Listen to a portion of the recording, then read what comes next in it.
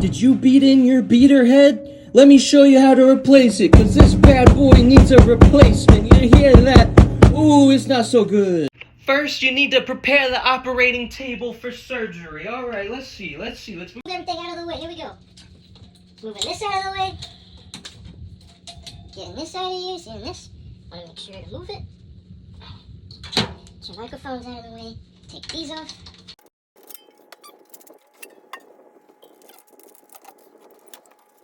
Next, you're gonna take your drum key and begin untwisting all of these. It's gonna take a second.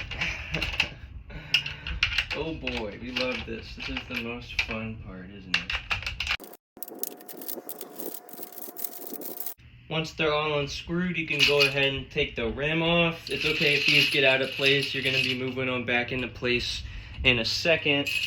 Next, that old head just comes right off.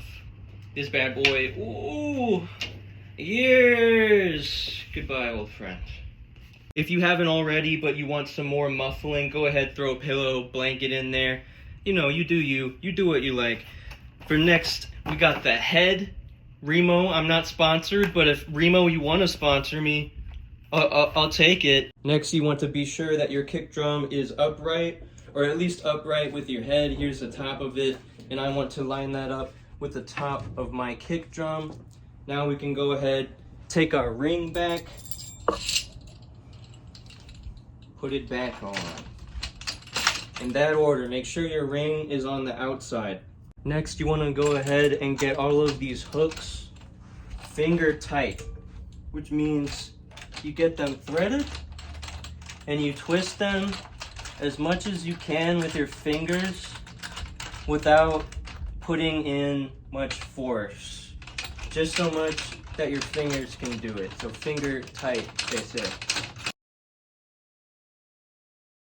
After it's finger tight, we can go ahead and start by tuning our kick drum. First thing we want to do is make sure all of our sides are about the same tightness, and the way we can check that is by hitting near each one of these locks right here and making sure we get the same tone from all of them.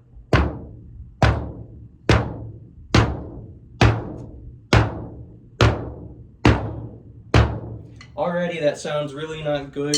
But for the most part, they're all making the same tone, except for over here, it sounded a little nasty.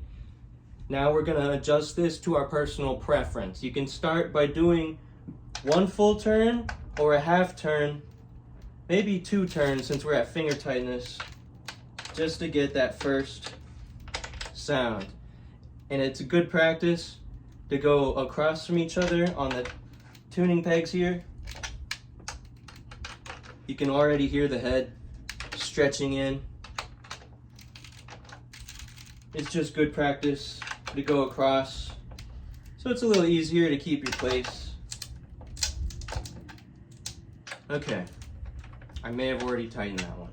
My bad, but let's take a listen, let's see how it sounds.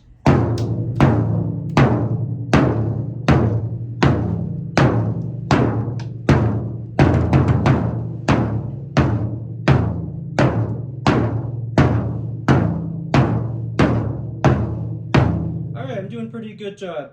Around here, every single one of the knots, it has the same kind of sound whenever you hit it around the entire drum. So this is a little too loose for me. I'm going to tighten it a little bit more. We're going to do a smaller adjustment, like a quarter turn on every single one of these.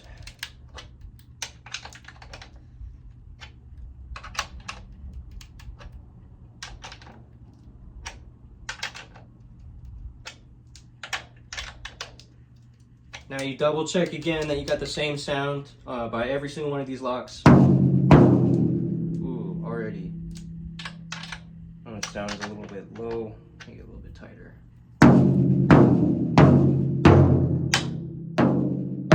Now let's see.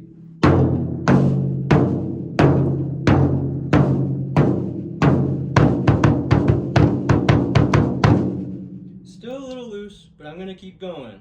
Again, this comes down to what you prefer. So find what you like, experiment. Now you can go ahead and reassemble. I like to keep my little drum key right here just so I don't lose it. That's where it's supposed to be. If it's not there, there's a problem and I need to find it.